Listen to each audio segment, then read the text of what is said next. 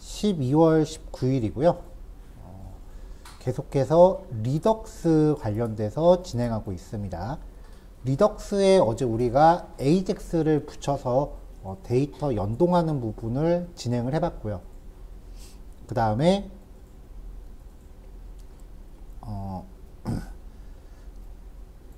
그 과정에서 이제 슬라이스와 스토어에 대한 기본 코드 구조를 준비를 했었어요. 그걸 이제 단축키로 만들 수 있게 했었죠. 그래서 이제 어제까지는 우리 테스트용 백엔드를 통해서 데이터를 이제 연동을 해봤는데, 그래도 실무에 근접한 그 백엔드 데이터를 다뤄보기는 해야죠. 그래서 오늘은 우리 테스트용 백엔드가 아니라 다른 시스템과 연동을 해볼 거예요.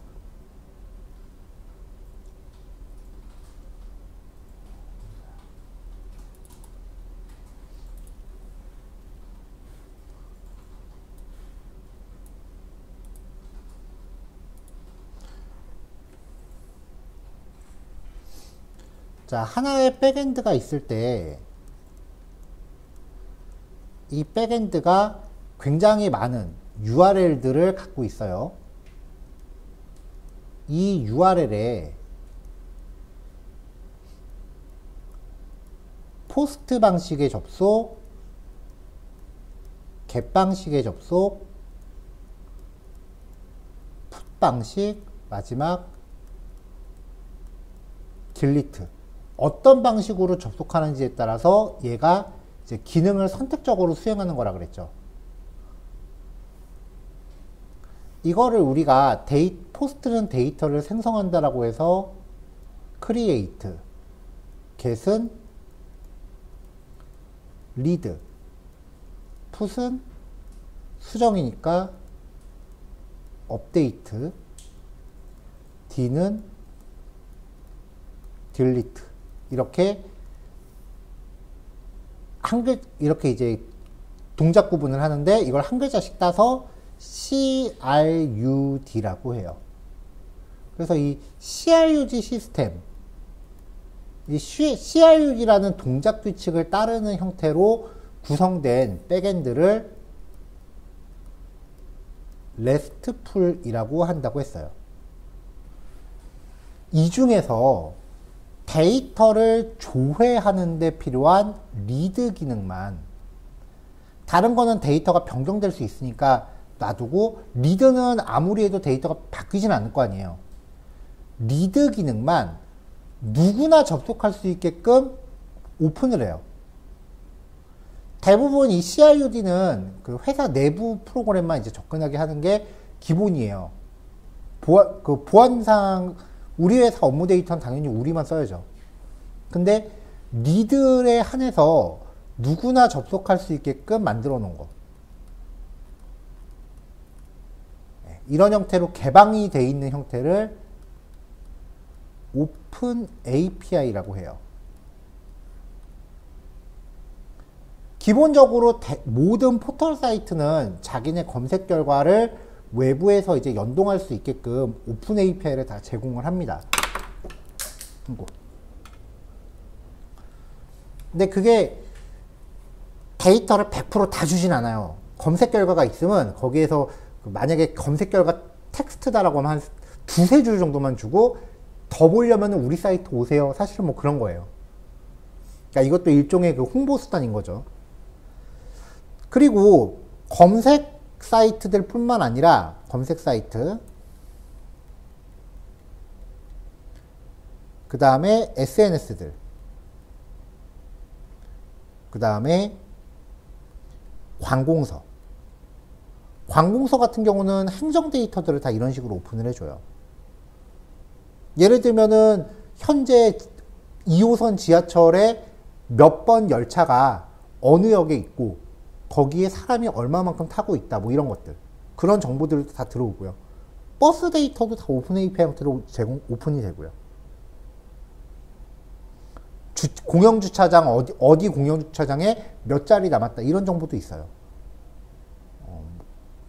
그 밖에 아직까지 확진자가 나오긴 하고 있죠. 그 코비드-19 그 확진자 정보 같은 것도 공개가 되고 있고요. 그래서 여러 가지 데이터가 되게 많아요. 관공서에서 주는 데이터들은. 그래서 이런 것들은 그래도 실제 그 실무에서 쓰이고 있는 데이터들이니까 우리도 오늘은 이 오픈 API를 연동해서 실제 다루는 제이슨 데이터가 어떤 형태로 구성이 되는지를 볼 거예요. 우리가 여태까지 했었던 제이슨 데이터, 디파트먼트라든지 뉴스라든지 아니면은 뭐 타이타닉이라든지 성적표 데이터 이런 것들이 그때그때 제이슨 구조가 다 달랐죠. 얘네들도 다 달라요. 그리고 더 복잡해요. 실무니까 당연히 복잡하겠죠. 이게 되게 슬픈 게 백엔드가 만들어내는 제이슨 데이터가요. 어떤 규격이 없어요. 그냥 제이슨이기만 하면 된다. 까지가 규격이기 때문에 제이슨이 어떤 변수를 갖고 어떤 구조로 만들어지는지는 백엔드 개발자 맘이야. 그러니까 그거를 연동하는 우리 입장에서는 내가 100개의 제이슨을 연동해야 된다고 하면 100개의 구조를 다 봐야 돼요. 찐 노가다가 이제 펼쳐집니다. 그거 할 때쯤 되면 CSS 짜는 건 쉬운 거구나 싶을 거예요. 이거는 어렵다기보다는 되게 귀찮아요.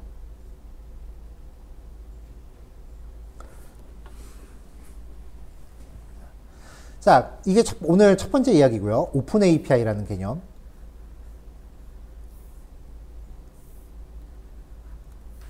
두 번째 개념은 우리가 어떤 주소에 http:// 한 다음에 어디 한 다음에 변수를 보내야 될 때가 있었어요. 백엔드에 우리가 직접 변수를 전달할 때 두 가지 방법이 있었어요. 첫 번째는 슬래시하고서 변수 1, 슬래시 변수 2 이런 식으로 보내는 거. 마치 폴더처럼 보내는 거. 이렇게 되면은 라우팅 할 때 여기가 뭐 메인이다. 그러면 라우팅 할 때 슬래시 메인 첫 번째 변수는 뭐 name이라고 치고요. 두 번째 변수는 age라고 칩시다. 그러면 콜론 name 슬래시 콜론 age 이런 식으로 구성을 했습니다. 라우팅 할 때요. 라우팅 할 때 콜론이라고 하는 게 이 자리에 오는 거는 name이라는 이름의 변수야. 또 이 자리에 오는 건 age라는 이름의 변수야 라고 알려주는 역할을 한다 그랬죠. 이게 URL에 변수를 실어보내는 첫 번째 방법이고요. 두 번째 방법은 http:// 뭐뭐뭐뭐 슬래시 메인 한 다음에 물음표로 구별하는 거였죠. 물음표 name은 땡땡땡 and age는 땡땡 이런 식으로요. 첫 번째 방법과 두 번째 방법 모두 게시예요. 둘 중에 어떤 방법을 즐겨 사용하는지는 백엔드 개발자 맘이에요. 여러분들은 선택권이 없어요. 그냥 백엔드 개발자가 만드는 대로 맞춰줘야 돼. 근데 대체로 어떤 고유번호, 일련번호, 일련번호를 처리할 때는 폴더 방식으로 쓰고요. 그 밖에 그 다음에 검색 옵션을 쓸 때는 물음표 방식을 쓰는 게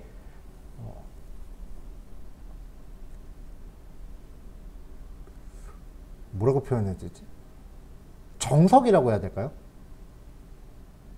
인데 사실 이것도 그냥 권장사항이지 필수사항은 아니기 때문에 전적으로 백엔드 개발자 마음입니다. 진짜로 다.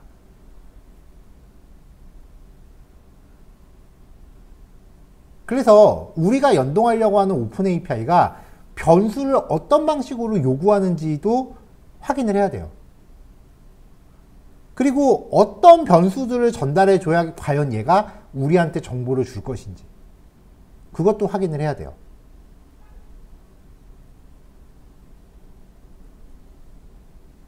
자, 이 두 가지 얘기가 오늘의 핵심 주제예요.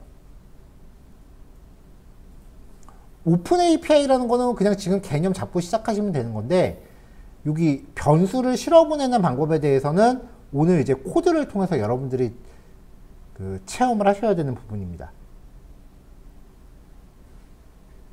들어갑시다. 자, 웹브라우저를 하나 띄우시고요. 같이 합시다. 웹브라우저를 띄우신 다음에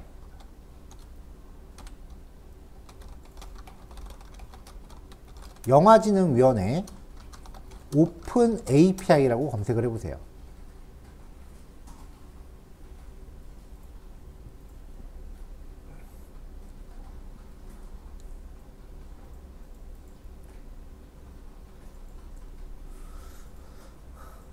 자, 그럼 검색되는 결과가 있죠? 영화진흥위원회 오픈 API라고 있는데 사이트 타고 들어가세요. 네, 그럼 이런 사이트가 나와요.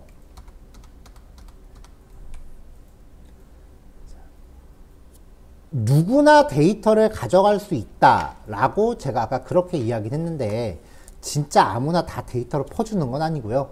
그래도 최소한 지네 사이트에 가입된 회원한테만 퍼줘요. 그럼 우리가 오픈 API라는 거를 접근할 때는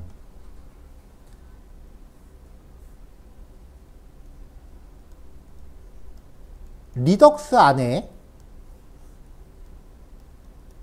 엑시오스를 박아놓고 이 엑시오스가 영화진흥위원회의 URL로 접속을 하겠죠. API에. 그럼 이제 URL로 접속을 하는 과정에서 이 URL을 통해서 나 당신네 사이트에 가입되어 있는 회원입니다 라는 정보를 같이 보내줘야 돼요. 우리가 일반적으로 웹사이트에 그 회원을 인증할 때 쓰는 가장 보편적인 방법은 아이디랑 비밀번호죠.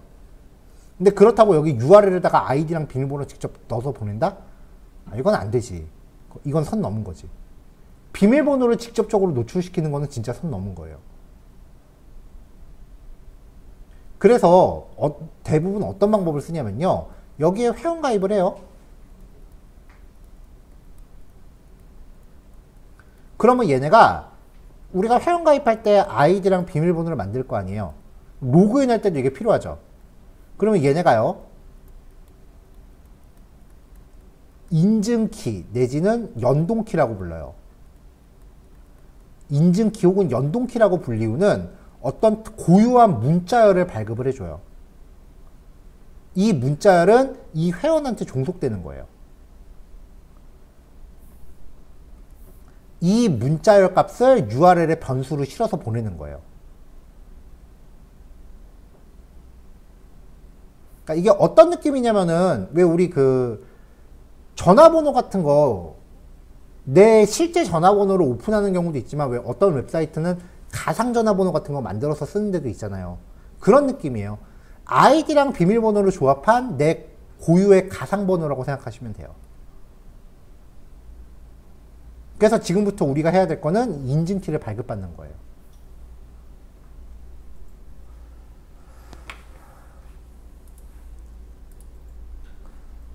자, 회원가입은 하셔야 됩니다. 근데 회원가입이 뭐 그렇게 많이 까칠하거나 그러진 않아요.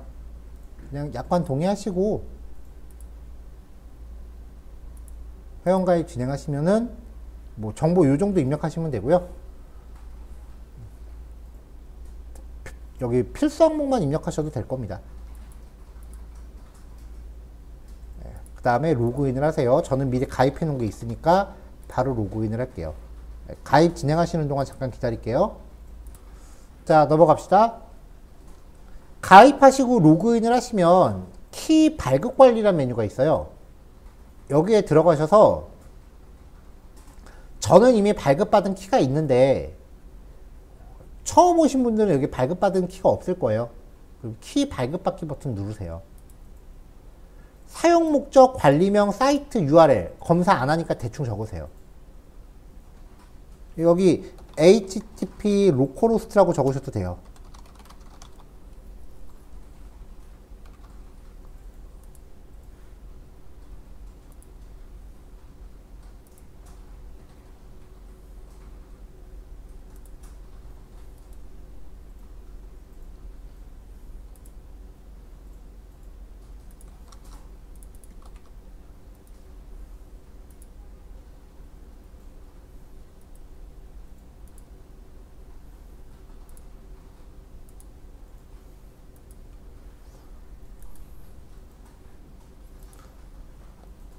자, 발급이 되면은 이 발급키를요, 메모장 같은 거에 하나 복사를 하세요.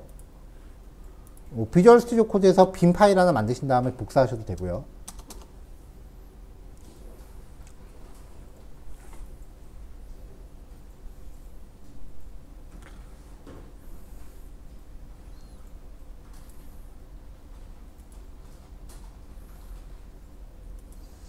자, 이제부터 여러분들이 연습을 하셔야 되는 또 하나의 그 실무 대비가 뭐냐면은, 여기 오픈 API 메뉴에 들어가면 제공 서비스라는 게 있거든요.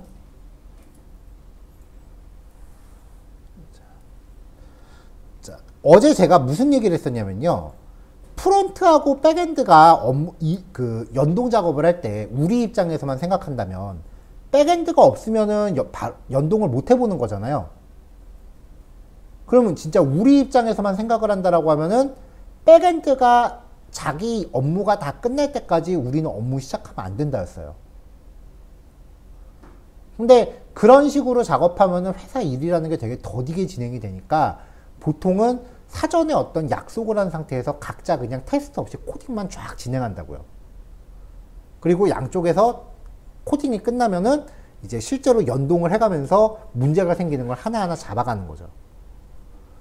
그러면 이제 최소한 양쪽에 그래도 제이슨이 어떻게 올 거다, 프론트 쪽에선 변수를 어떻게 보낼 거다, 이런 약속은 필요하잖아요. 그런 약속을 어떤 식으로 하는지를 이제 보시는 거예요.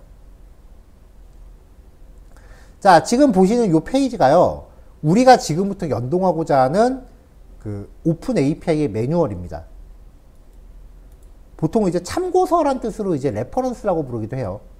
아니면은 그냥 문서에서 도큐멘트라고 부르기도 하는데, 뭐 부르는 거야 뭐 뾰족히 정확한 명칭은 없으니까 대충 액면가로 아, 저게 매뉴얼 얘기하는 거구나 라고 찍으셔야 돼요. 자, 일단은 여기 보면은 요청 URL, 요청이라는 게 우리가 접속하는 거예요. 이게 접속해야 될 주소래요. 여기 뒤에 보면은 확장자가 .xml 또는 .json이라고 되어 있거든요. 우린 지금 JSON 연동하는 거잖아요. XML은 거진 10년 전쯤부터 거의 안 쓰였어요. 그러니까 XML은 가볍게 무시하고 확장자를 JSON으로 바꿉니다. 자, 이 주소를 하나 복사할게요.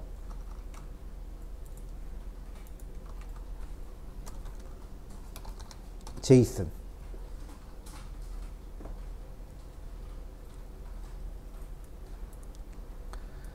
대부분 별다른 말이 없으면은 레스트랑 솥방식을 구별하지 않고요. 그냥 URL만 제시를 해요. 그때는 우리가 하고 있는 레스트 방식이에요. 제가 계속 레스트 방식이라고 강조를 했잖아요. 여기서 우리가 취해야 되는 건 레스트 방식이에요. 솥방식은 뭐냐? 버리세요.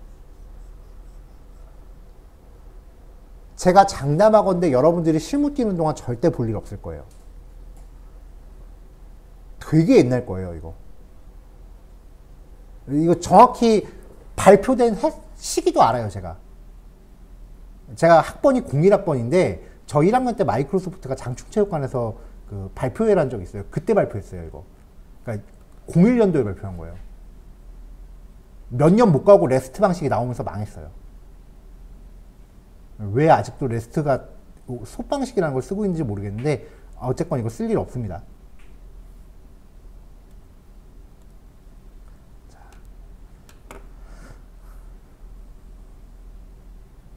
자, 그 다음에 이제 중요하게 보시죠. 첫 번째는 URL을 체크해야 되는 거고요.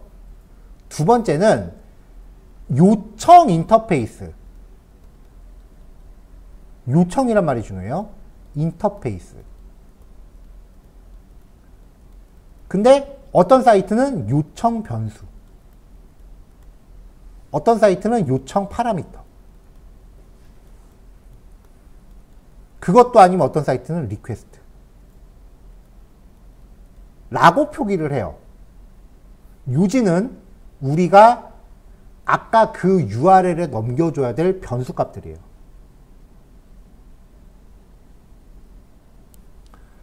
특별히 변수는 반드시 어떤 형식으로 전달해야 됩니다 라는 명시가 없다면 물음표 방식이에요.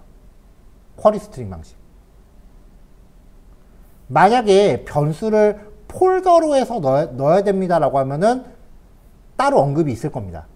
별도의 언급이 없는 이상은 쿼리 스트링, 즉 물음표 한 다음에 이름 이퀄 값 이런 식으로 전달을 하는 거고요. 이 변수에 대한 설명들을 잘 읽어보고 나한테 필요한 정보를 백엔드한테 전달할 수 있도록 프론트엔드 UI를 만드시는 거예요. 자, 일단 키 필수래요. 아까 발급받은 값을 입력하래요. 그러니까 물음표하고서 키 이퀄 이렇게 전달하면 되겠죠. 그 다음에 and target dt 대소문자 가리셔야 돼요. 여기서 dt는 데이트를 뜻하는 것 같아요. 는 필수죠. 조회하고자 하는 날짜를 연, 월, 일 형식으로 2023년 뭐 10월 15일 뭐 이런 식으로. 그 다음에 나머지는 필수가 아니네요. 여차하면 빼도 된다는 거죠. 아이템 퍼 페이지 결과 로우의 개수. 그러니까 결과 데이터를 몇 개 가져올지예요. 최대 10개까지래. 근데 기본값이 10개래요. 디폴트 기본값. 그러면 안 보내주면 최대값이 적용되겠네요. 멀티 무비 YN 다양성 영화와 상업 영화를 구분 지을 수 있대요. Y는 다양성, N은 상업 영화, 디폴트는 전체래요. 근데 뭐 다양성 영화가 뭐 그렇게 많겠어요? 뭐 독립 영화 뭐 그런 것까지 포함할 텐데 그냥 전체로 가져옵시다. 그럼 안 보내도 되죠? REP 네이션 CD 한국 외국 영화별로 조회할 수 있대요. K는 한국 영화, F는 외국 영화, 디폴트 전체. 이것도 전달하지 맙시다. 그냥 다 가져오죠 뭐. 와이드 에리어 CD 상영 지역별로 조회할 수 있대요. 뭐 서울, 인천 뭐 이런 식이 되는 건데 지역 코드는 공통 코드 조회 서비스라는 데서 따로 가져와야 된대요. 이것도 뭐 굳이 구별하지 말자고요. 그러면 다 빠지면 되네요. 요거 두 개만 챙기면 되네요. 그럼 이걸 어떻게 처리하느냐? 키하고 타겟 DT예요. 키하고 타겟 DT죠.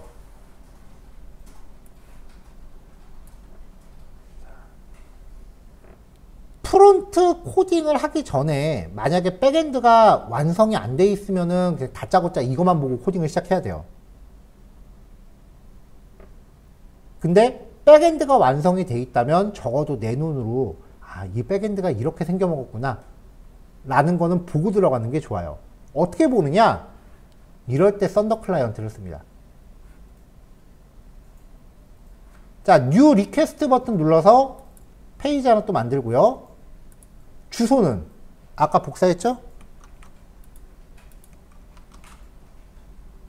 그 다음에 특별한 언급이 없는 이상 변수는 쿼리 스트링 방식이라고 그랬죠.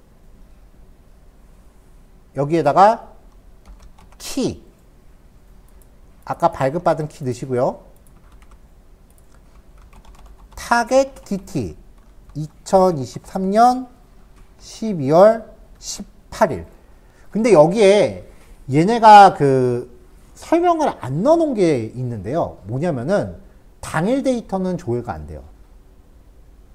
근데 그건 곰곰이 생각해보면은 이해가 돼요. 특정 날짜의 박스 오피스 순위를 보여주는 거예요, 이 데이터가. 근데 오늘은 아직 안 끝났잖아요. 사람들이 영화를, 오늘이 지나가야 그 12월 19일 날 본 영화를 집계해서 순위를 매길 거 아니에요. 원래 순위 데이터는 당일 데이터는 안 나와요. 당일 데이터를 보여준다고 하는 것도 의미가 없어. 어차피 오늘 남은 시간 동안 역전될 수도 있으니까. 이렇게 해서 샌드 누르면 제이슨 떨어집니다. 이게 이 백엔드의 생김새예요. 근데 문제는 이거 보면 어떤 변수가 무슨 뜻인지 우리가 어떻게 알아, 그쵸? 그래도 코딩을 많이 하다 보면은 제이슨 키 이름 보면 대충 액면가로 무슨 내용이겠구나 라고 감은 와요. 그렇다고 코딩을 감으로 찍을 수는 없잖아요. 다시 매뉴얼로 갑니다. 백엔드에서 출력하는 제이슨의 구조는요, 대부분 응답이라는 형태로 명시가 돼요. 이 표가 각각의 제이슨 키가 무슨 역할을 하는지를 보여주는 거예요. 이거랑 제이슨 데이터를 대조해서 확인해 보시면 됩니다.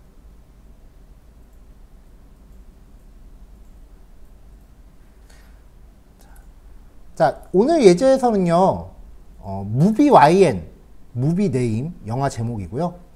오픈 DT, 개봉일, 아우디 CNT, 당일 관람객 수예요.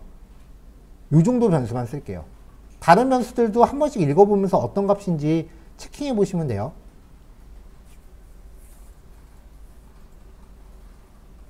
자, 그럼 이제 이거를 연동하기 위해서 우리는 URL에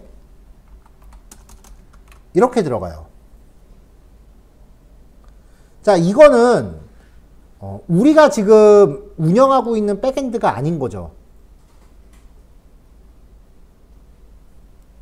만약에 지금 이 리액트랑 같이 동작하고 있는 백엔드였다면, 그러니까 제이슨 서버 같이 동작하고 있는 백엔드였다면 슬라이스 구현했을 때처럼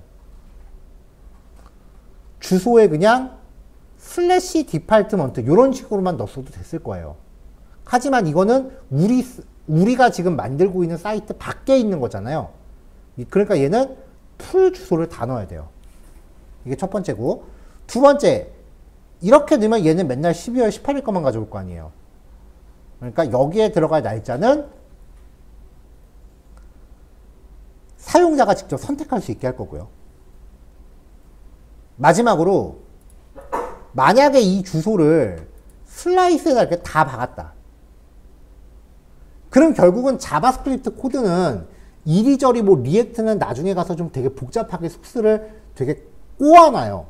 코드를 변환시키면서 소스를 되게 알아보기 힘들게 꼬아놓기는 하지만, 그렇다고 해서 여기에 우리가 명시한 이 변수값들 자체가 사라지지는 않아요. 무슨 말이냐면,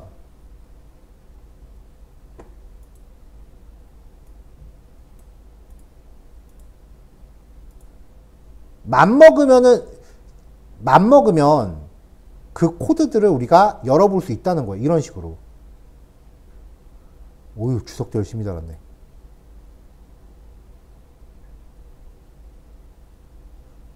이거 능력되면 갖다 쓰면 돼요.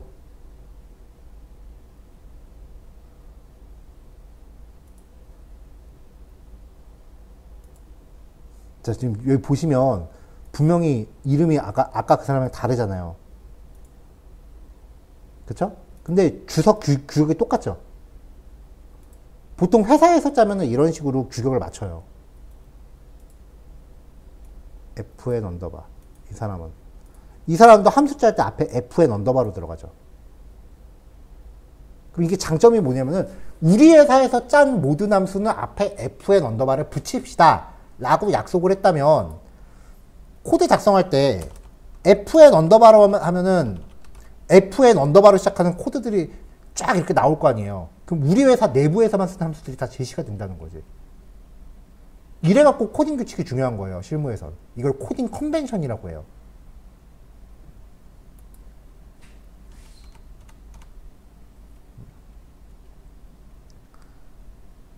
그래서 보통은 이제 이런 걸 다 지키는데, 갑자기 잘 지키다가 어느 날부터인가 주석 개떡같이 달고 함수 이름 규칙, 변수 이름 규칙 이런 거 안 지키는 애들이 가끔 있어요. 100% 퇴사하려고 맘먹은 애들이야. 깽판 치는 거지. 어디 인수인계 받는 사람 죽어봐라 하는 거죠.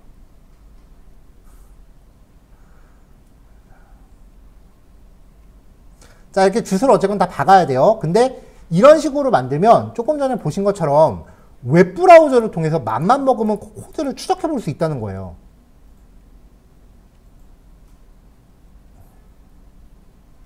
그쵸? 근데 아까 여기에 이 인증키는, 이거는 쉽게 말하면 여러분들 개인정보예요. 이게 웹브라우저의 개발자 도구를 통해서 노출될 수 있다고요.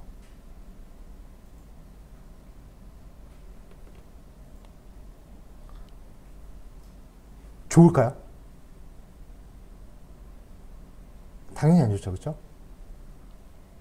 그래서 코드상에 이렇게 명시적으로 박아놓기 좀 곤란한 값들, 혹은 나중에 다른 프로젝트 할 때 요 변수값만 바꾸면 나머지 소스는 내가 굳이 안 건드려도 되는 부분이 있다면,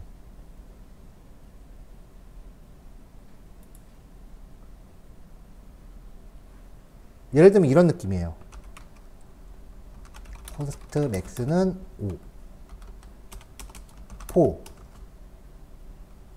4, let i는 0부터 i가 max보다 작을 때까지 i++, console.log hello. 이렇게 하면 얘는 출력을 5번 하잖아요. 근데 그 다음부터는 요 변수 값을 내가 요 변수 값만 바꾸면 프로그램 코드가 동작하는 제한 사항이 바뀌는 거잖아요. 이 변수 값만 바꾸면 이 밑에는 신경 안 써도 되죠. 이런 식으로 코드 짤 때 조금 이제 그 연륜이라고 해야 되나요? 경험치가 좀 쌓이면은 내가 이 코드를 나중에 또 쓸 것 같은데 여기는 좀 고칠 것 같아. 그렇게 예상되는 부분만 위쪽 이렇게 변수로 따로 빼요. 변수만 고치면은 안에 코드는 그냥 알아서 돌게끔.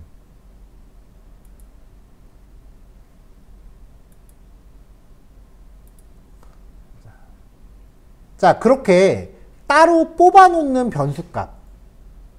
하지만 그 변수값들이 브라우저를 통해서 노출되면은 조금 깨림직한 값이 있을 때 리액트는 환경 설정 파일이라는 걸 제공을 합니다. 통칭 environment 줄여서 env 파일이라고 불러요. 리액트는 그 env 파일의 이름이 사전에 정해져 있어요. env 파일이라고 부르는데요. 환경 설정 파일이라고 보시면 돼요. 파일 이름이요.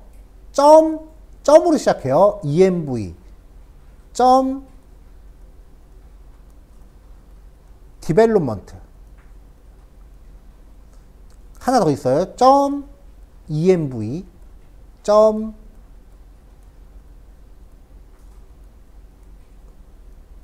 production.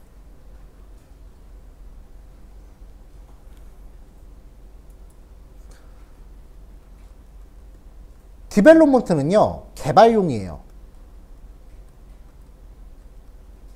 그러니까 우리가 코딩하면서 얀 스타트라고 가동하죠. 이렇게 명령을 내리면 이 파일에 있는 내용을 읽어서 사용을 해요. 프로덕션은요,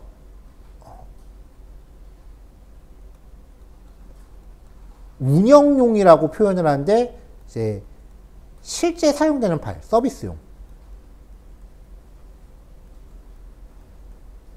리액트 프로젝트가 끝나면 얀 빌드라는 명령을 내려서 실제 서비스를 가동할 수 있는 형태로 변환을 한다고 전에 한번 얘기했었어요. 이 명령을 내리면 그때 여기서 써요.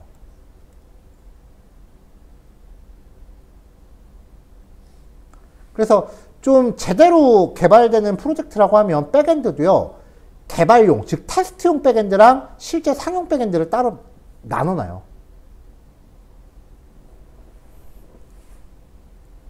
그러면 그때마다 우리가 이 주소를 매번 바꿔치기 할 수는 없으니까 아예 설정 파일을 2개를 나눠서 여기에는 테스트용 백엔드 주소, 여기에는 상용 백엔드 주소를 박아놓고 리액트가 알아서 선택하게끔 만드는 거죠.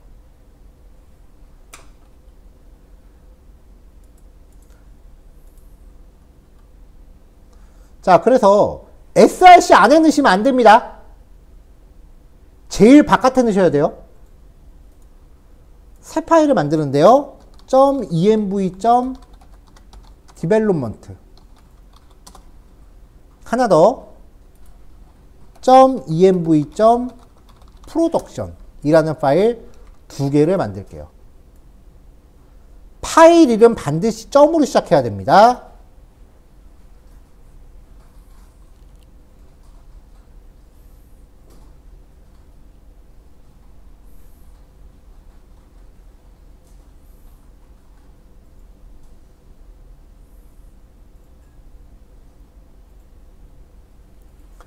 자, 영화진흥위원회 주소가 테스트용하고 상용하고 따로 나눠져 있진 않으니까 여기서는 이 파일 두 개에 전부 똑같은 내용을 넣을 거예요. 근데 만약에 나중에 여러분들이 테스트용이랑 실제 상용을 구별해야 되는 경우가 있다라고 하면 그때는 내용을 각각 다르게 넣으시면 돼요. 예를 들면은 여러분들이 실무에 들어가서 이제 뭔가 결제하는 페이지를 만들어요. 근데 결제 기능이 테스트용하고 상용이 구별이 안 돼 있다. 그러면 일반 실제 유저를 대상으로 하는 사이트에도 테스트 결제를 시킬 수는 없잖아요. 실제 결제밖에 없다라고 하면은 나도 테스트하면서 카드 결제를 계속해야 돼. 여러분들 페이지 하나 만들 때마다 몇 번씩 새로 고치매요. 카드 결제 최소 금액 1,000원이거든요. 그럼 여러분들이 새로 고침만 할 때마다 여러분들 카드에서 1,000원씩 나간다고 생각을 해봐. 물론 나중에 결제 취소하겠지. 근데 만약에 카드사가 나보다 한 발 빨라서 매입을 해버렸다. 그럼 그때는 취소가 쉽지 않아요. 그러니까 당연히 결제 모듈은 테스트 결제 기능을 따로 제공해 준다고요. 그럼 테스트 기능은 여기다 디벨롭먼트에다 넣어야죠.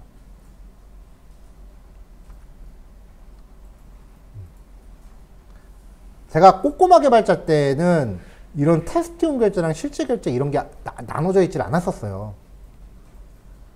그래서 진짜 제가 꼬꼬마 개발자 때 진짜로 카드 결제 만든다고 제 돈으로 한 50만 원인가 써갖고 나중에 회사에 돌려받은 적이 있어요. 그걸 나중에 몰아서 해야지 했는데 그 운영팀에서 그거를 그냥 매입 버튼을 눌러버리는 바람에 나중에 월급 받을 때 50만 원 더 받은 적이 있거든요, 진짜. 엄청 속쓰려 그거.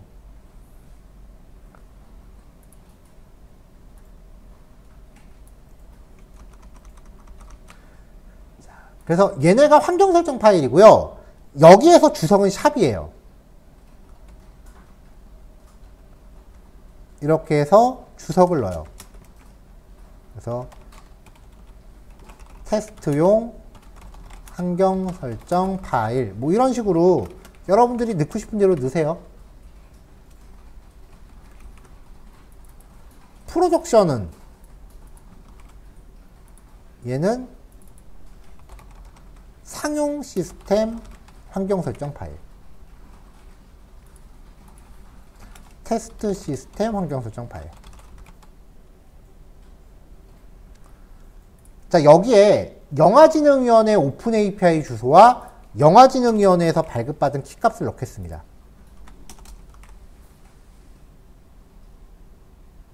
주소 아까 복사해 놓은 거 있으시면은 정의하시고요.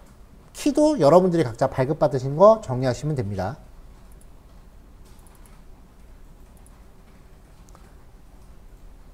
자, 리액트에서 환경 설정 파일을 쓸 때 주의하실 게 하나 있어요.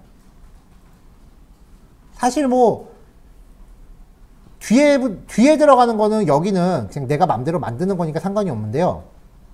대소문자를 어떻게 하고 뭐 상관이 없는데 반드시 리액트 언더바 앱 언더바 요게 반드시 있어야 돼요. 안 그러면 리액트에서 인식을 안 해요. 요게 반드시 있어야 돼요. 모든 설정 변수 이름 앞에는 리액트 앱이라는 프리픽스 값이 반드시 있어야 돼요.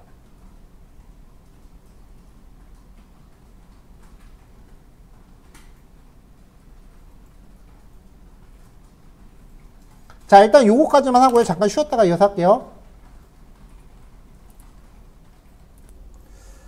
자, 이제 넘어갈게요.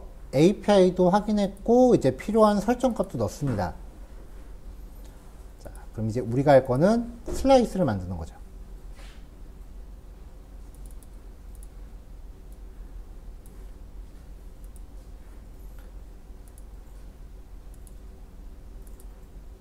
자, 열려있는 파일 닫고요.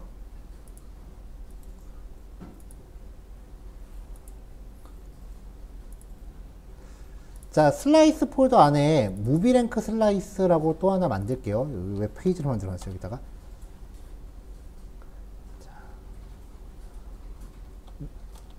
자, 리액트 슬라이스 겟 rsg라고 어제 만들어 놨었죠? 이거를 엔터를 쳐요.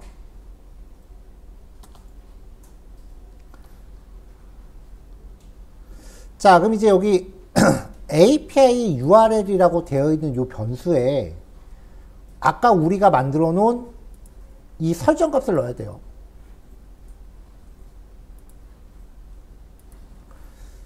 자, 설정 값에 접근하는 방법은요. process.env 설정 변수 이름이에요. react app underbar 코비스 API URL 이렇게 들어가면 돼요.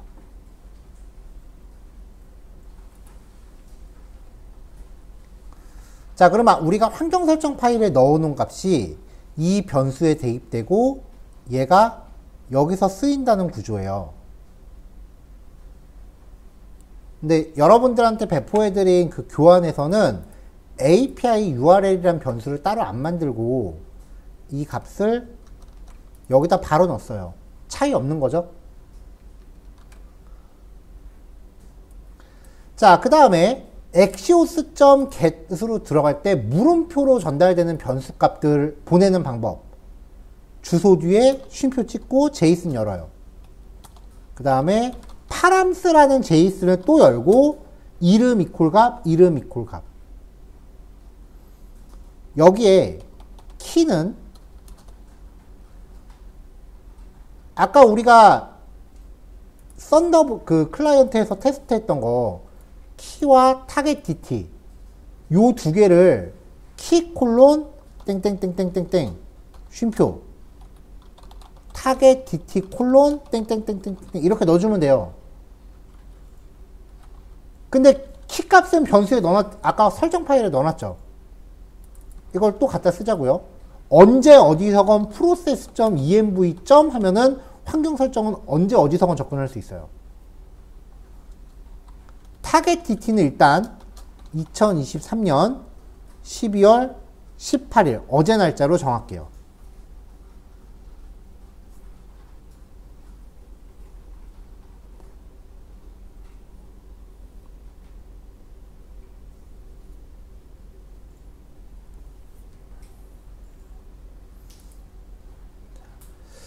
자, 이렇게 이제 접근을 보낼 때 여기 스테이터스라고 해서 200이라고 들어오는 값이 OK 성공했습니다라는 뜻이에요. 여기에 404라고 뜨면은 페이지 나 파운드 URL 오타. 예를 들어서 여기 뒤에 제가 주소를 파일 주소를 막 이상하게 오타를 냈다. 그럼 404 나파운드라고 뜨잖아요. 그렇죠?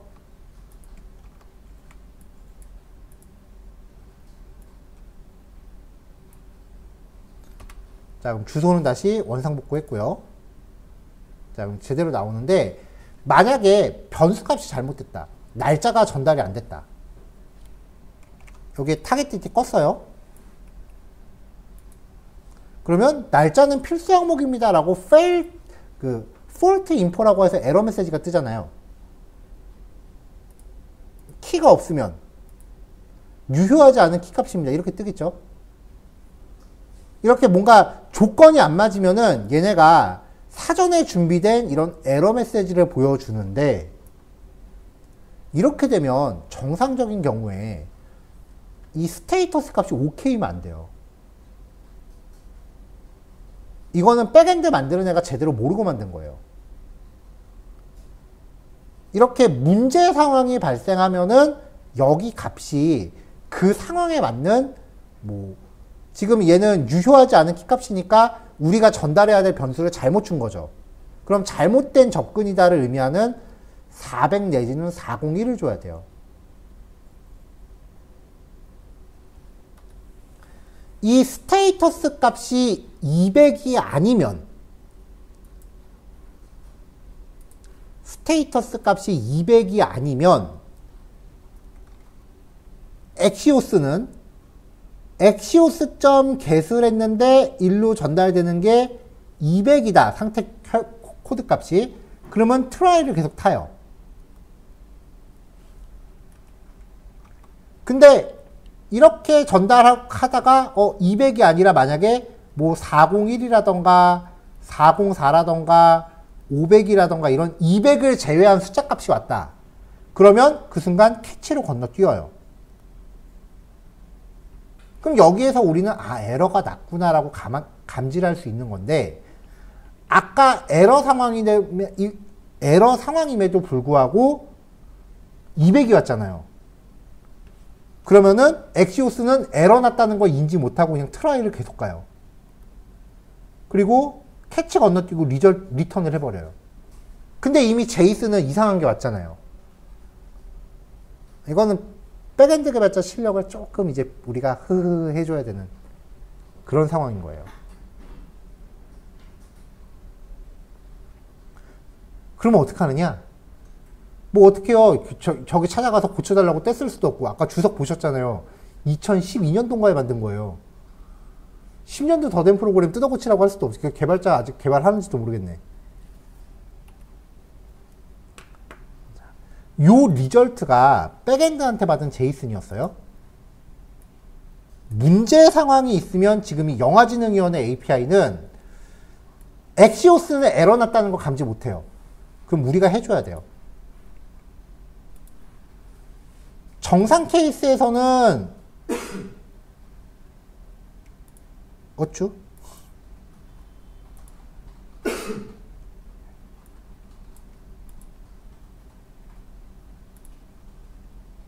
나오네요.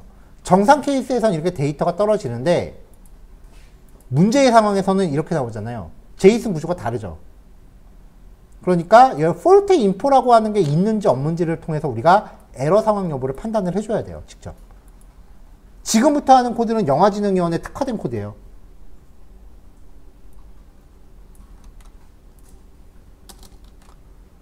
자, 영화지능위원회 API는 에러가 발생하더라도 HTTP 상태 코드는 200이기 때문에 200으로 응답이 오기 때문에 캐치가 동작하지 않아요.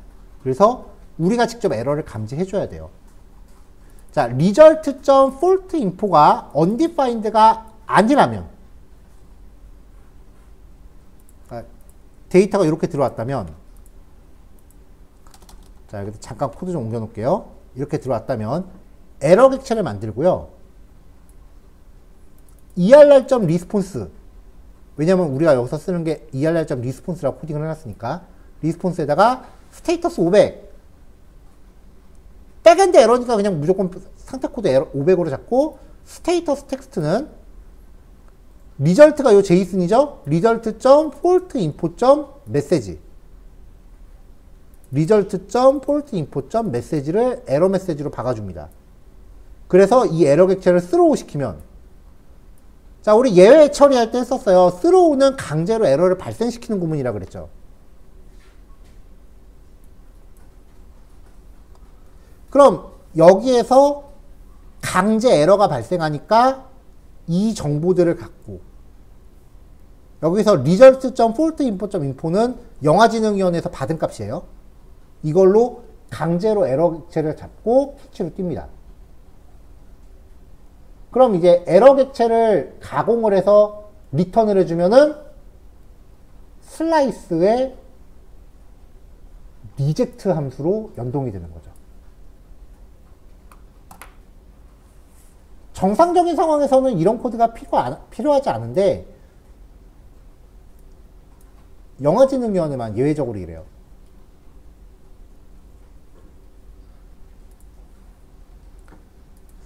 자, 이렇게 해서 슬라이스가 끝났어요. 그러면 이제 무비랭크 영화지능위원회 페이지로 가서요.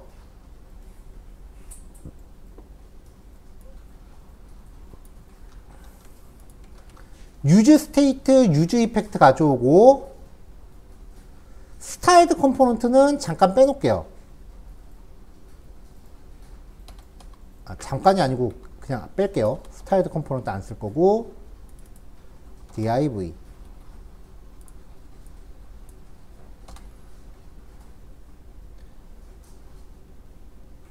자, 스타일드 컴포넌트는 조금 이따 쓸게요.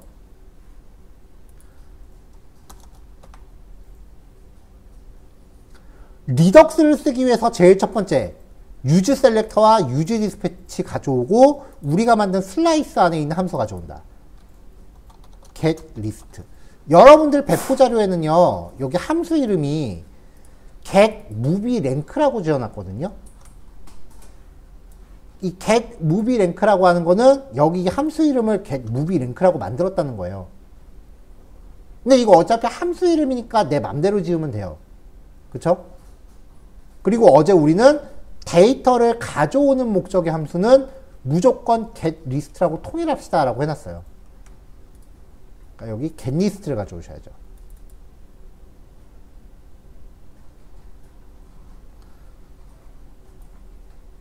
자, 그 다음에 이제 슬라이스가 관리하는 상태값 데이터 로딩 에러 이거 가져오시면 되고 유즈 셀렉터를 가져오면 되고요. 디스패치 함수 만들고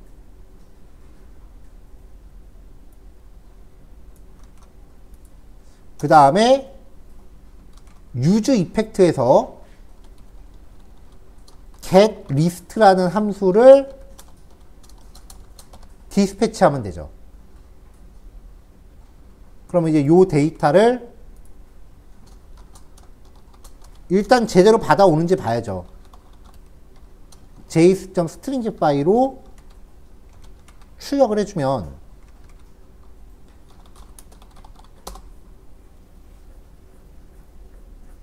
아직 실행도 안 해놓고 있었네요, 저도.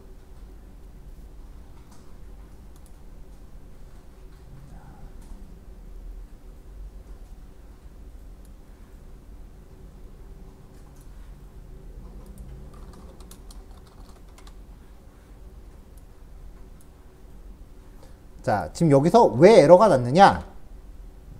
어제 이 실수 해놓고 또 했네요. 슬라이스 만들면 반드시 어디에 등록해야 된다? 스토어.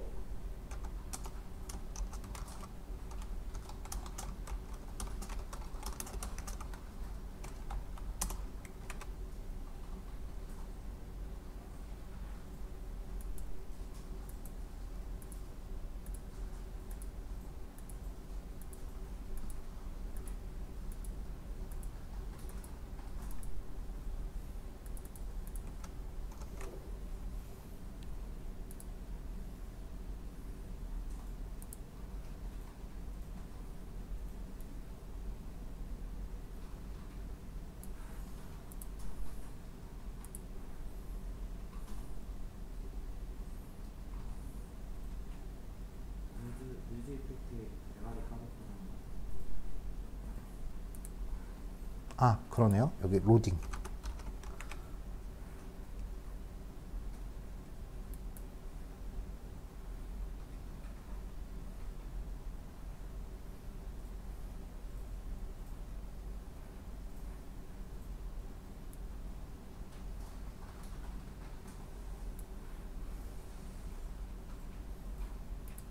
그 다음에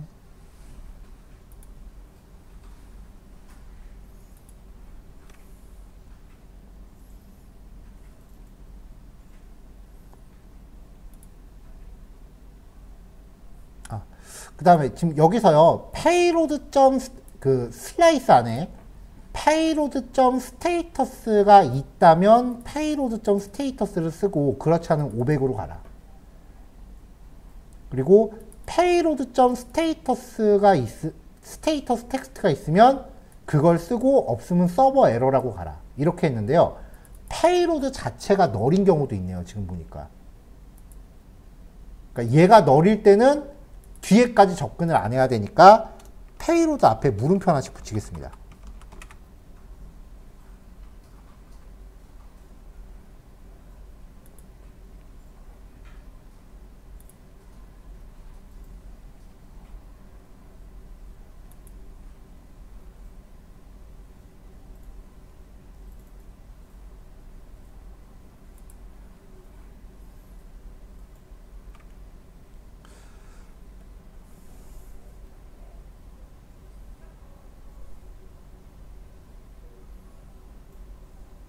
자, 그러면 여기 물음표가 들어갔기 때문에 어제 우리가 만들었었던 그 사용자 정의 템플릿도 조금 고쳐줘야겠네요.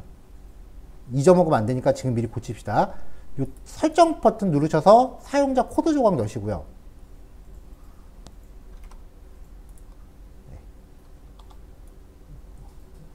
사용자 코드 조각 넣으시고 여기서 my react라고 되어 있는 파일 여신 다음에 어제 만들었던 코드 거의 맨 밑에 쪽에 보시면은 payload.status에 payload.status 텍스트가 있어요. 앞에다가 물음표 하나씩 넣어주세요.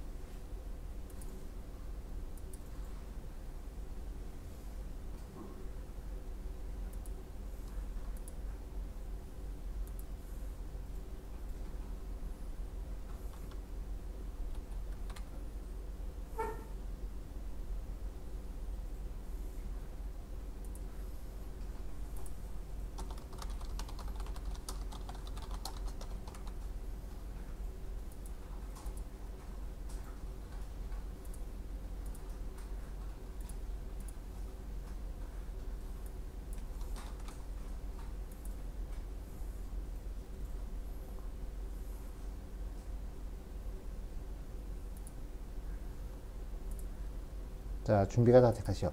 자, 지금 제가 콘솔에 찍어봤더니 getList가 동작하는 과정에서 console.log에서 API URL을 출력을 해봤더니 주소가 undefined가 나와요.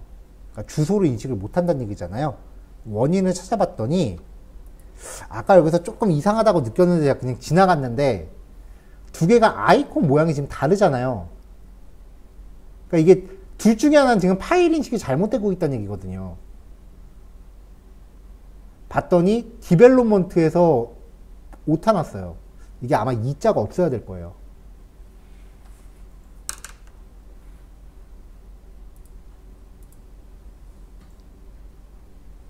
네, 파일 이름이 오타 났어요, 제가. 환경 설정 파일이 바뀌었기 때문에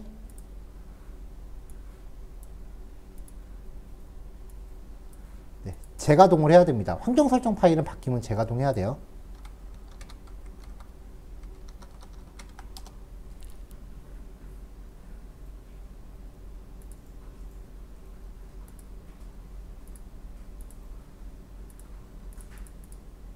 네. 이렇게 했을 때 이제 영화진흥위원회 데이터가 출력되는 것까지 일단 확인을 하면은 그 다음에는 우리가 이거를 활용해서 어떻게 만들지는 디자인을 갖다 붙이면 되는 거죠.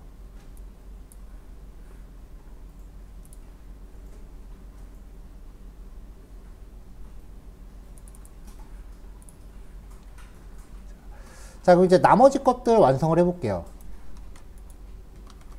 스타일드 컴포넌트 가져왔고요. 이벤트를 붙일 거기 때문에 use callback 그리고 use memo라는 훅도 가져올게요.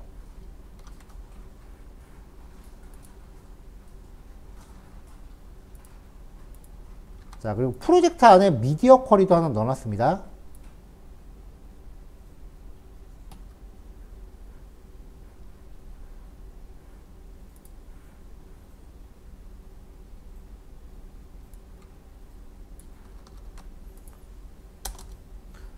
자, 우리가 만들었던 스피너, 테이블, 에러뷰 요 세 개는 이미 어제도 쓰고 있었고요. 날짜 처리를 해야 되기 때문에 day.js 라이브러리와 미디어 쿼리를 가져옵니다.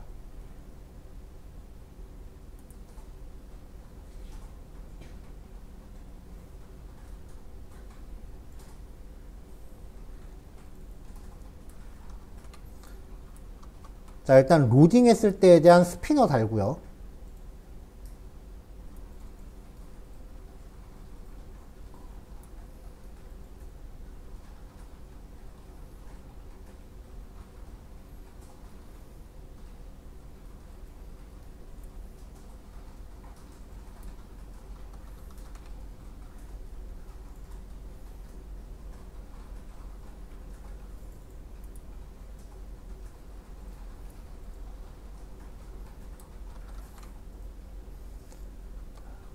자, 요 예제는요, 왼쪽에 그 박스 오피스 데이터 표를 보여주고, 오른쪽에 그래프를 넣을 거예요. 그리고 반응 영역 기능 넣어서 평상시에는 가로로 배치되다 모바일에서는 세로로 띄울 거예요. 그럼 이제 가로와 세로로 전향할 수 있는 컨테이너가 하나 필요해서요. 미디어 컬이 넣어서 최소 사이즈 MD일 때 디스플레이 플렉스 아이템 이렇게 담아놨어요. 평상시에는 아무것도 작용을 안 하다가 MD보다 클 때만, 모바일 사이즈 이상일 때만 플렉스 걸고 넓이 50% 준 겁니다.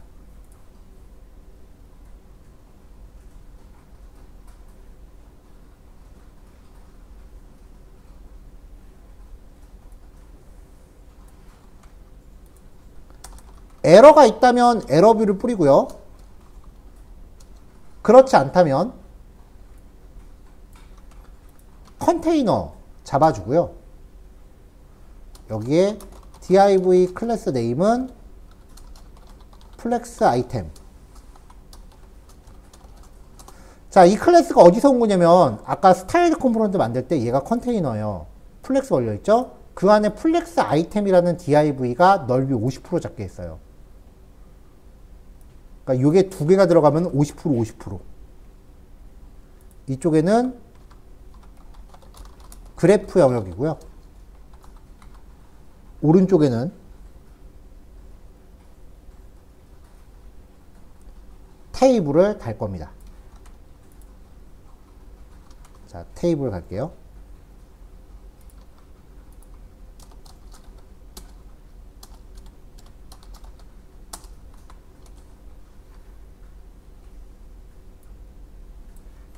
자, 테이블에선 데이터가 있고, 이제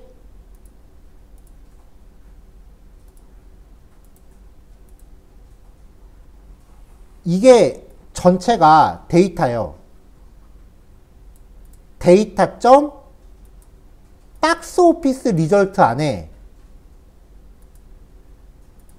데일리 박스 오피스 리스트, 데이터.박스 오피스 리절트 안에 이거 필요 없고 이거 필요 없죠. 데일리 박스 오피스 리스트. 배열이니까 반복 돌려야겠네요.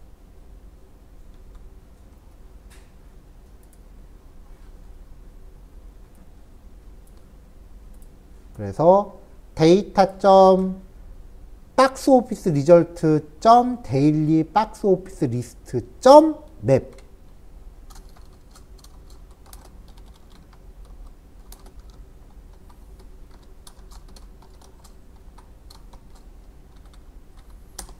여기서 return 하고서 한 줄에 대한 코딩을 넣어주면 되죠. v.rank 순위, v.movie.nm 영화 제목, v.audicent 얘는 관람객 수, 당일 관람객 수, 얘는 당일 매출액, 얘는요 개봉일로부터 지금까지의 누적 관람객 수, 얘는 누적 매출액.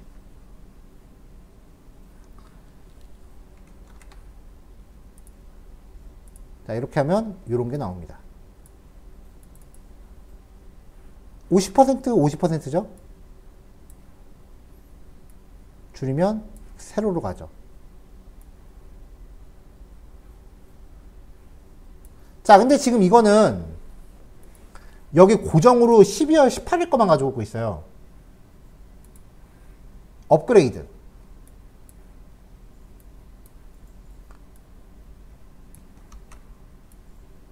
표 위에요. 이 표 위에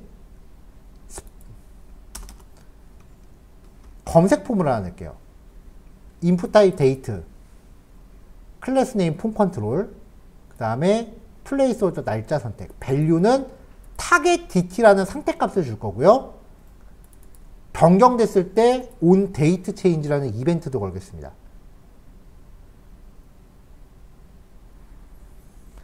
일단은 인풋 태그의 선택값이 바뀌면은 오픈 API를 다시 당길 거예요. 그러니까 이 변수가 바뀌었다라는 거를 감지를 해야 되기 때문에 상태값을 하나 만듭니다.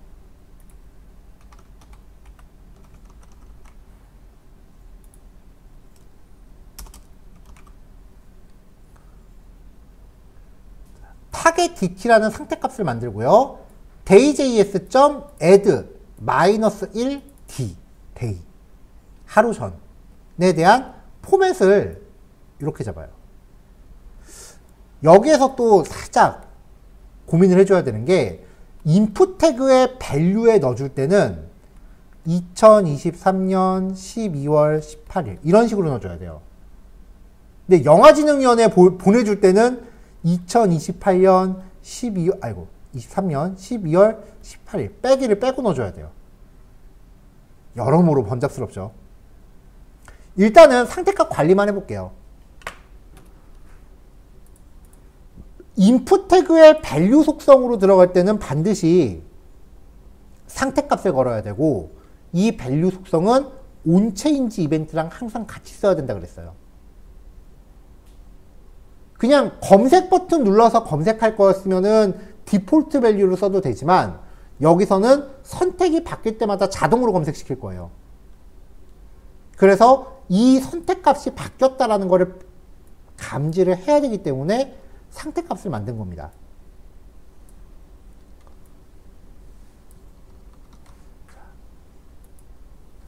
드롭다운이 변경됐을 때 이벤트를 넣을게요. 타겟. 그럼 상태값이 바뀌니까 인풋 태그에 반영이 되는 거죠. 이렇게 놓고 이렇게 처리했어요. 자, 그러면 이 상태값이 바뀌었을 때 AJAX를 다시 한번 가져와야 돼요. 이 상태값이 바뀌었을 때 상태값이 변경 상태를 모니터링 하려면 유즈 이펙트에 그 상태값을 명시하면 되죠. 그러면 얘는 페이지가 열린 직후랑 날짜 값이 바뀌었을 때 두 개를 동시에 커버합니다.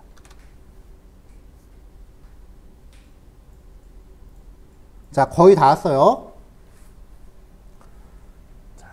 이렇게 하면 유즈 이펙트는 날짜 값이 바뀌었을 때 동작을 하는데 얘는 여전히 무조건 12월 18일 걸 가져와요. 자. 그러면 이게 지금 인풋 태그의 선택값이잖아요. 여기에서 변경 이벤트가 발생하면은 인풋 태그의 선택값을 이 set 타겟 DT를 통해서 얘한테 세팅하고 얘를 갱신하면 유즈 이펙트가 발동하는 거죠. 근데 문제는 이 값을 getList 안으로 넣어줘야 된다는 거죠. 자, 리덕스 함수 안에 변수를 하나 넣어줄 때도 있고 2개 넣어줄 때도 있고 100개 넣어줄 때도 있을 거예요. 그때그때 다를 수밖에 없어요. 1개건 10개건 100개건 getList에는 무조건 제이슨 하나만 들어갑니다. 그러니까 여러 개를 넣고 싶으면 이 안에 제이슨을 많이 나열을 하세요. 타겟 DT라는 이름으로 타겟 DT라는 변수를 넣어줄게요. 이거는 제이슨 이름이고 얘는 값이에요. 근데 아까 제가 뭐라 그랬어요? 인풋 태그의 선택값은 2023년 12월 18일 이렇게 가는데 영화진흥위원회에 보내줄 때는 2023년 12월 18일 이렇게 보내줘야 된다 그랬죠. 그럼 넣을 때 그냥 넣는 게 아니라 빼줘야겠네요. 그래서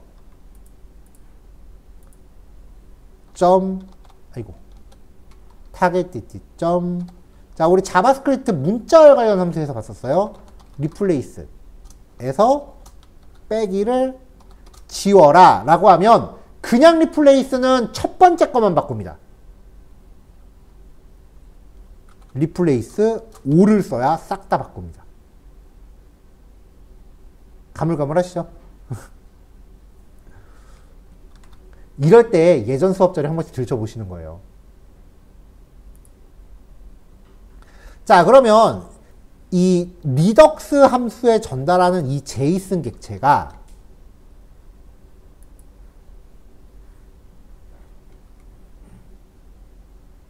리덕스 함수에 지금 우리가 좀 전에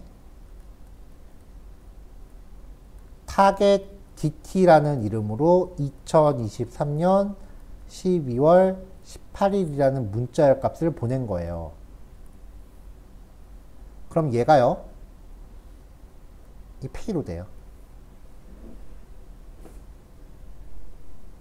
여기에 파라미터가 한 개밖에 설정 안 돼 있기 때문에 한 개를 보내건 100개를 보내고 우리는 제이슨 하나로 묶을 수밖에 없어요. 그러면 여기서는 payload target DT가 되겠죠.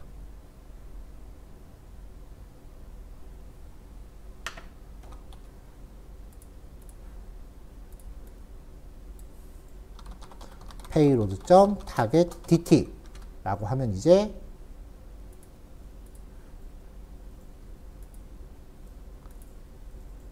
데이터 바뀌는 거 보이세요?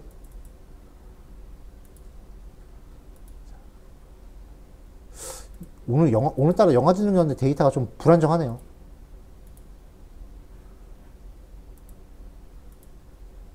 그쵸? 아까도 몇 번 에러 나더니만. 요즘 관람객 수 별로 없어서 얘는 시스템 널널할 텐데.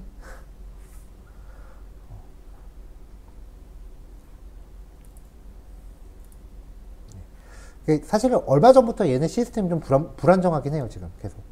저번 수업에서도, 그 파이썬 수업에서도 이 데이터 쓰는데, 그때도 이제 비슷한 일이 발생을 해갖고요. 자, 여기 출력할 때, 여기 아까 우리가 숫자값 출력할 때 보시면, 넘버 클래스, 넘버 함수한테 준 다음에, to locale string이라는 거를 처리했는데요. 이거 몰라갖고, 온갖 난리를 다 치시는 분들이 되게 많이 보는데, 숫자값을요, 뒤에서부터 세 자리 단위로 콤마 찍어줘요. 이 함수가. 근데 이거를 몰라서 글자를 한 글자씩 잘라서 반복문 돌면서 쉼표 찍는 사람 되게 많더라고요.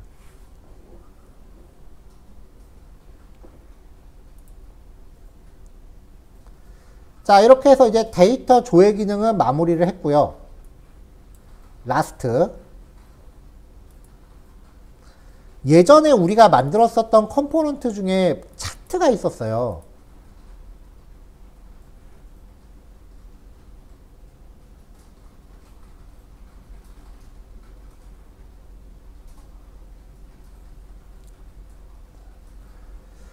그 차트 중에 차트.js 가져오고요. 차트 중에 막대 그래프를 가져올 거예요.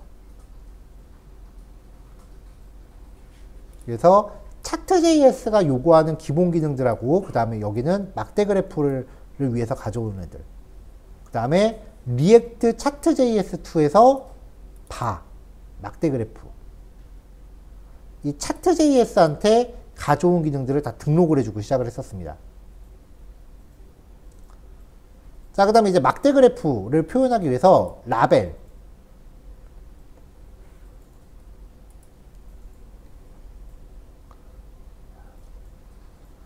라벨이라고 하는 거는 여기 X축에 보내는 이름이고요.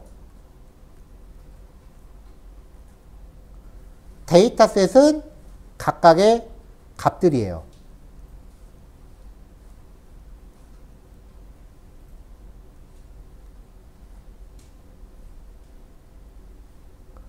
레전드는 각각의 데이터 범주인데 데이터가 이렇게 두 개씩 들어가면 뭐 상관이 없지만 한 개일 땐 필요가 없어요.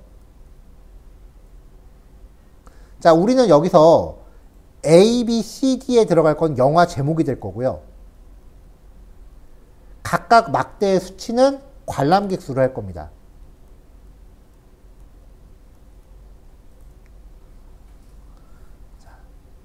그래서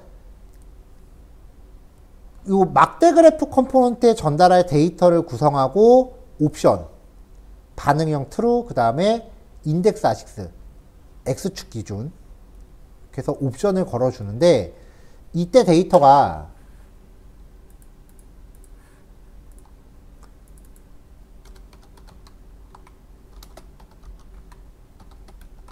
이렇게 되고, 그 다음에 데이터셋에 또 이렇게 돼야 돼요. 데이터 구조가요. 지금 시간 관계상 예전 예제까지 들춰보지는 않고 있어요. 그러니까 요 코드에 요 부분만 맞춰주면은 그 막대 그래프를 얼마든지 만들 수 있는 건데, 문제는 지금 우리가 갖고 있는 데이터가 이렇게 생겼다는 거죠.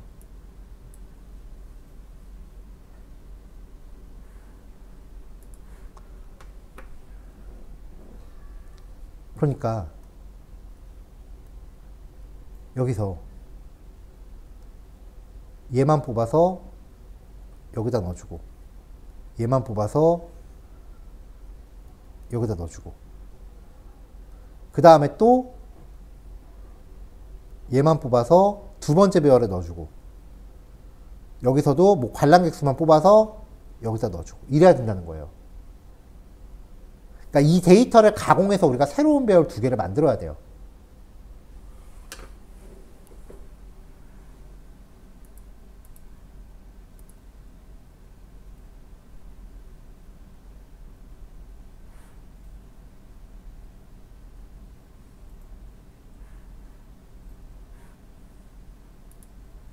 언제 만들어요?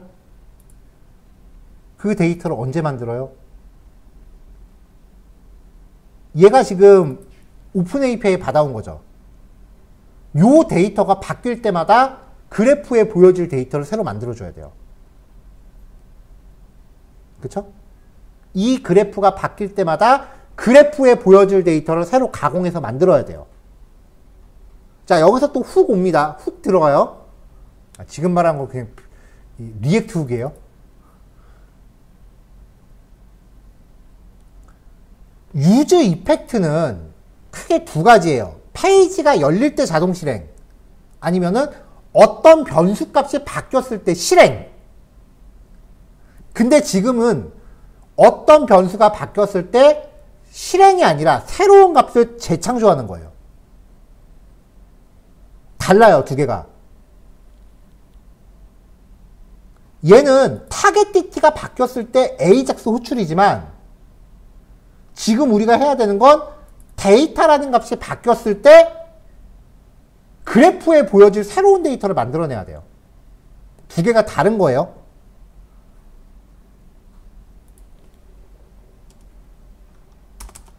데이터가 바뀌었을 때, 그러니까 어떤 상태 값이 바뀌었을 때 새로운 값을 만들어내기 위해선 f라는 값을 만들어낸다고 치죠.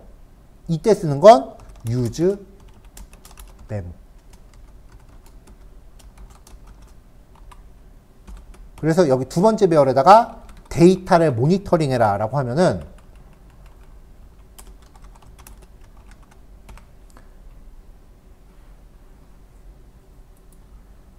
그러면 얘는 데이터 값이 바뀌었을 때 f에다가 1, 2, 3을 넣어요.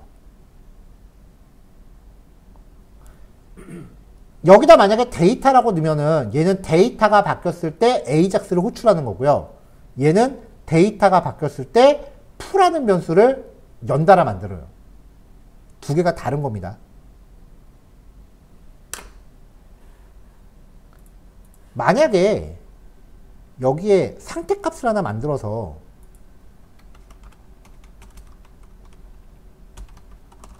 const 뭐 a, set a는 use state 라고 해놓고 target dt라는 값이 바뀌었을 때 set a한테 1, 2, 3이라고 줘라 라고 하면은 target dt가 바뀌었을 때 이 a라는 상태값을 1, 2, 3으로 바꿔라잖아요. 이거를 좀 짧게 쓴 게 use 메모예요. use 메모를 통해서 이렇게 하면은 상태값을 새로 정의한다는 부담이 없어지니까요.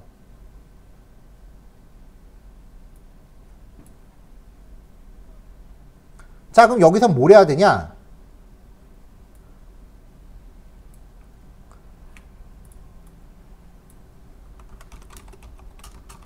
new data라는 제이슨 하나 만들고요. 여기에다가 movie_nm 빈 배열 cnt 빈 배열을 넣을게요. 그 다음에 우리는 데이터가 있으면 데이터를 탐색 돌면서 요 두 개의 배열에다가 newdata.movie_nm 에다가 제이슨 배열을 반복 돌면서 V에서 이제 영화 제목만 넣어주고 여기는 관람객 수만 넣어주고 이것도 만약에 배열 맵 함수 쓰면은 좀 짧게 할 수 있어요. 이렇게 해서 리턴을 합니다. 자, 그럼 이 푸에는 movie_nm과 영화 제목과 관람객 수 두 개가 들어있죠. 얘가 푸에 리턴되는 거예요. 그러면 애당초 받을 때부터 movie_nm과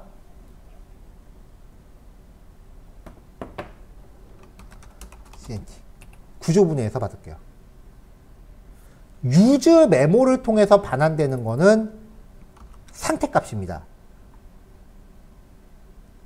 그러니까 그래프 영역에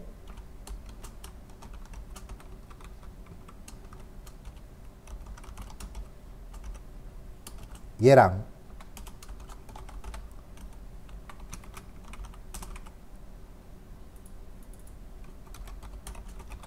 얘를 넣어주면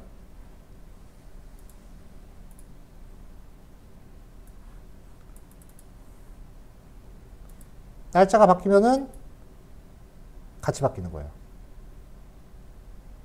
이게 리액트의 진짜 묘미예요. 한 가지 이펙트로 여러 개의 사이드 이펙트를 발생시켜요. 이거 하나 바꿨을 뿐인데 여기도 실행하고 거기에 대한 후속 처리로 여기까지 가고요. 코드가 꼬리에 꼬리를 물고 갈 수 있어요. 그러니까 리액트는 이 흐름을 그러니까 코드가 흘러가는 과정을 외우셔야 돼요.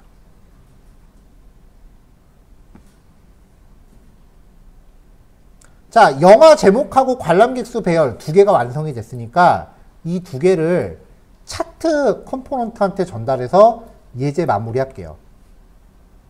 자, 위에 임포트 하나 새로 추가하고요.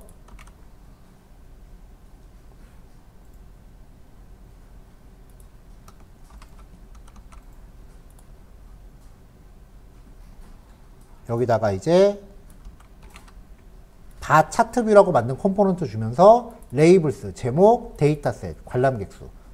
레전드는 몇 월 며칠 관람객 수라고 표기하겠습니다. 아까 제가 여기다 ABC라고 적어놨죠, 참.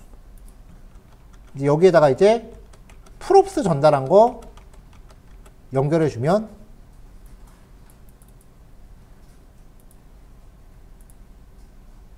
네, 이런 식으로.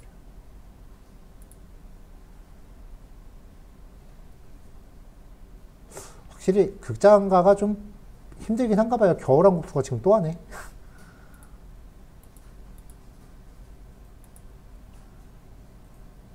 이런 식으로.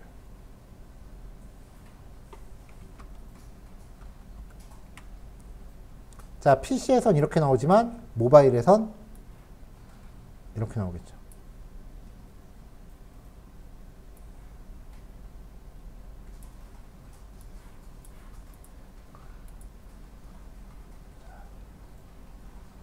자, 오늘 요 예제 상당히 고급이에요.